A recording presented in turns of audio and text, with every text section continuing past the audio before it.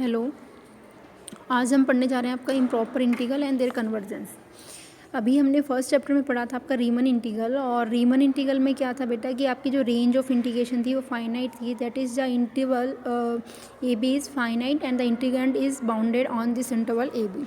आप सबने देखा था कि आपका जो इंटीग्रेंड था वो बाउंडेड था, ठीक है। जो हमारे पास जो है ये आपका हाईलाइट कर रही हूँ, ठीक है, लेकर जो है इसमें आपको दिखेगा कि ये देखो कि आपका जो फंक्शन है वो जो इंटरवल जो रेंज थी हमारी वो बाउंडेड थी, और जो इंटीग्रेंट फाइनाइट थी, और जो इंटीग्रेंट था वो आपको बाउंडेड था इस इंटरवल ए बी पर।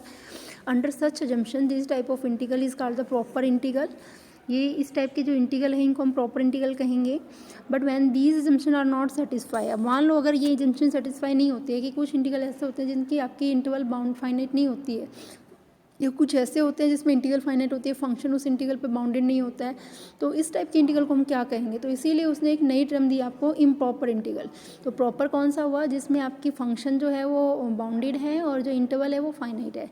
और इम्प्रॉपर कौन सा हुआ बेटा? इम्प्रॉपर वो हो गया आपका जहाँ पर आपका जो फंक्शन है, जहाँ पर ये जो कंडीशन है प्रॉपर इंटीग्रल वाली वो सेटिस्फाई नहीं हो रही। हम ये कह सकते हैं या तो इंटरवल फाइनाइट नहीं है, या जो फंक्शन है वो बाउंडेड नहीं है इस इंटरवल पर। Such type of these integral is called the improper integral. तो यहाँ से आपको दिख रहा भी होगा कि when these assumptions are not satisfied is an integral, it is necessary to attach new interpretation to the integral। तो यहाँ पर हम नई चीज़ें लेकर आ रहे हैं, क्या कह रहे हैं उसको? इम्प्रॉपर इंटीग्रल, ठीक है। तो अब हम पढ़ेंगे इम्प्रॉपर इंटीग्रल। तो बेटा इम्प्रॉपर इंटीग्रल की डेफिनेशन क्या हुई? ये वाली आपकी देखो, द इंटीग्रल ए से B F D X is called improper integral if either A और बी और both are infinite and the integrand become infinite and bounded on this interval A B.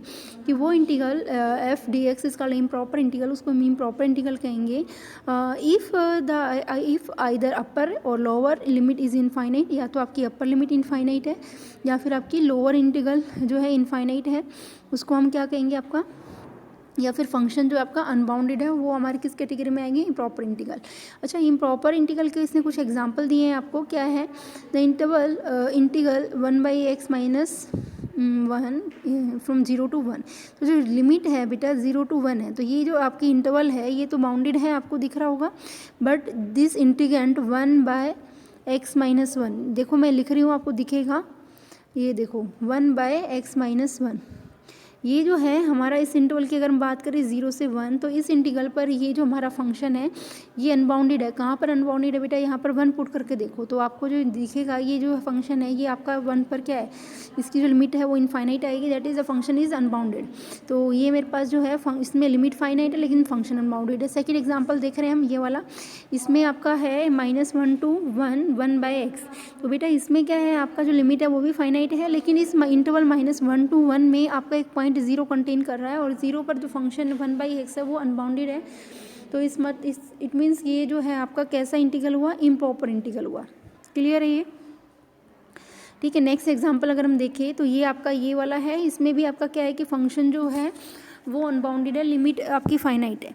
अच्छा, जो लास्ट के 3 examples है इसमें आपके function तो बाउंडेड है लेकिन जो लिमिट है आपकी वो फाइनाइट नहीं है। देखो ये जो इस वाले एग्जांपल में ये जो मैंने अभी आपको सर्कल करके दिखाया है, इस एग्जांपल में आपका जो है मैंने अंडरलाइन किया, इसमें ये एग्जांपल में फंक्शन बाउंडेड है लेकिन लिमिट इनफाइनाइट है। नेक्स्ट में भी आपकी लिमिट इनफाइनाइट है, फंक्शन बाउंडेड है। तो आपका मैं दोबारा से रिपीट करूँगी, इम्प्रॉपर इंटीग्रल क्या हुआ? जिसकी लिमिट फाइनाइट इनफाइनाइट हो या फिर फंक्शन अनबाउंडेड हो, तो उस टाइप की इंटीग्रल को हम कहेंगे इम्प्रॉपर इंटीग्रल। क्लियर है? अच्छा, इसने फिर जो है इसकी फर्दर इसको डिवाइड किया the type of improper integral. तो the type of improper integral में हम देखें तो the type of improper integral में मेरे पास क्या आता है बेटा? The type of improper integral अगर आप देखोगे तो there are 3 types of improper integral आपको दिखेगा।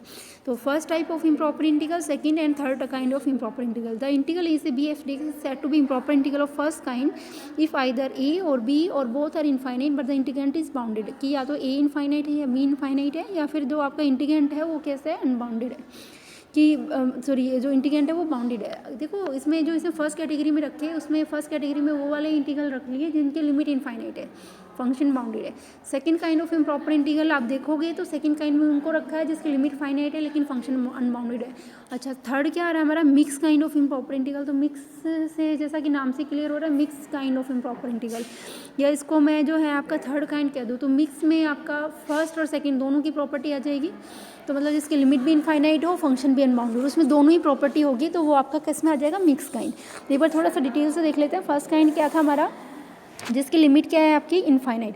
बेटा आइदर अपर लिमिट इनफाइनाइट या लोअर, या फिर both are infinite, then the functions are, then this type of improper integral is first kind of improper integral. Then these are the examples of first kind of improper integrals. मैं यहाँ पर आपको underline करके दिखाऊंगी, these are the example of first kind of improper integral. तो second जो है आपका ये पॉइंट जो है हमारा, सेकेंड हमारा आ रहा है इसमें, सेकेंड जो है हमारा, the second the improper integral of second kind, this integral is said to be improper if this the number of point of infinite discontinuity in this is it, if it as a finite number of point of infinite discontinuity. जैसे first example है हमारा ये integral 0 से 1 by x into 1 minus x. इसमें क्या है कि आपका जो फंक्शन है वो अनबाउंडेड है। बेटा कहाँ पर अनबाउंडेड है, 0 पर भी अनबाउंडेड है और आपका 1 पर भी अनबाउंडेड है, लेकिन जो आपकी लिमिट है वो फाइनाइट है। नेक्स्ट जो है 1/x माइनस 1 to 1, तो ये भी आपका जो है फंक्शन बाउंडेड है, सॉरी जो लिमिट है फाइनाइट है, फंक्शन अनबाउंडेड है कहाँ पर, 0 पर। तो ये आपके सेकंड काइंड में आ गए। थर्ड में आप एग्जाम्पल देखोगे, थर्ड में हमारा जो है फंक्शन भी अनबाउंडेड है और लिमिट भी फाइनाइट नहीं है। जैसे ये एग्जाम्पल है 0 से इन्फिनिटी 1/x dx, इसमें आपका जो फंक्शन है वो 0 पर अनबाउंडेड भी है और आपकी जो अपर लिमिट है वो इनफाइनाइट भी है। तो ये किस में आ गया हमारा, थर्ड काइंड और mix kind of improper integral. अच्छा, तो हमने क्या पढ़ा बेटा, इंटीग्रल आपके